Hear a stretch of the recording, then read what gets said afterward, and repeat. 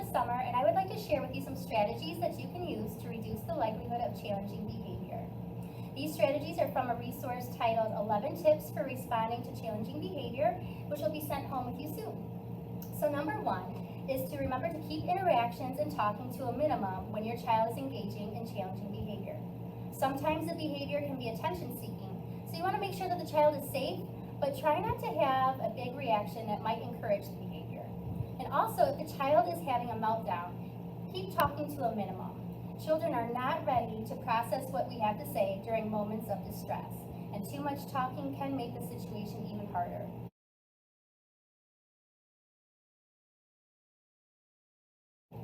Number two, when a child is having a challenging behavior, redirect the child to an alternate appropriate behavior with minimal attention and discussion. So for example, if your child is throwing toys or blocks, you can say, let's build together. You put one here, now I'm going to put one here. In doing this, you are teaching the appropriate way to play with toys and not focusing on the challenging behavior.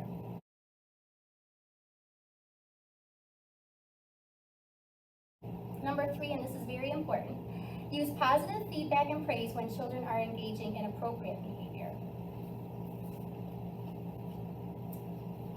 You will want to be intentional in looking for times when your child is engaging in positive behavior and acknowledge it. By acknowledging appropriate behavior, the child will be more likely to do it again.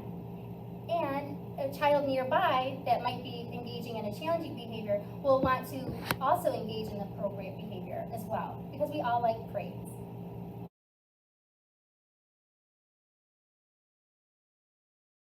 Number four, when an instance of challenging behavior is over and the child is engaging in that appropriate behavior, be sure to provide positive attention to the child by joining in on their play, talking with them about an activity they're doing, or simply giving them affection.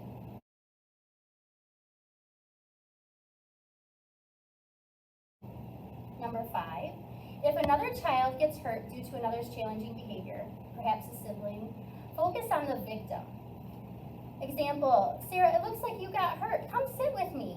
In that moment, you are attending to the victim to help them feel safe, and you are ignoring the challenging behavior.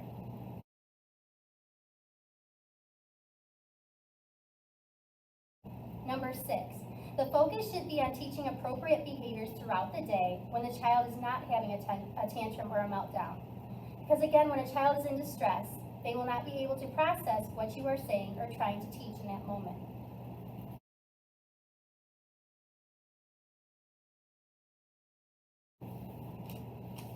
Tip number 7, remember what keeps the child engaging in challenging behavior is what happens immediately after the behavior occurs. If the behavior keeps happening, the child has learned that the behavior is helping him or her to get something that they want.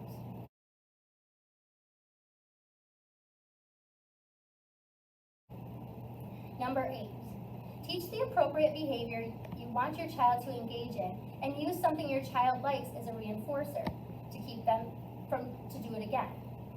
Reinforcers can be positive feedback, attention, time with a preferred activity. It doesn't have to be a material reward.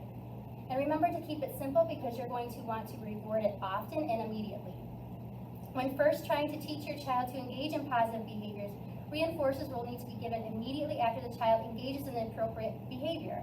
This helps the child establish the connection with the reinforcer, the thing that they like, and the appropriate behavior.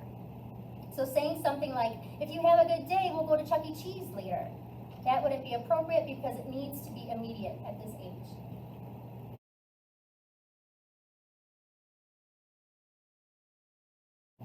Find out what your child likes to engage with and add more of these things to the times of day when challenging behavior is more likely to occur.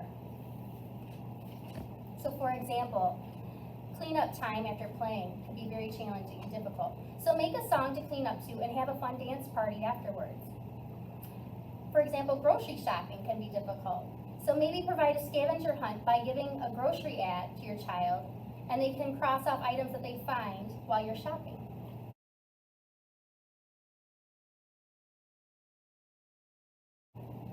Number 10, and this is another important one, make a plan and teach all of the adults caring for your child what to do when responding to your child's both appropriate and challenging behavior. because everyone needs to be responding in the same way to be consistent and successful.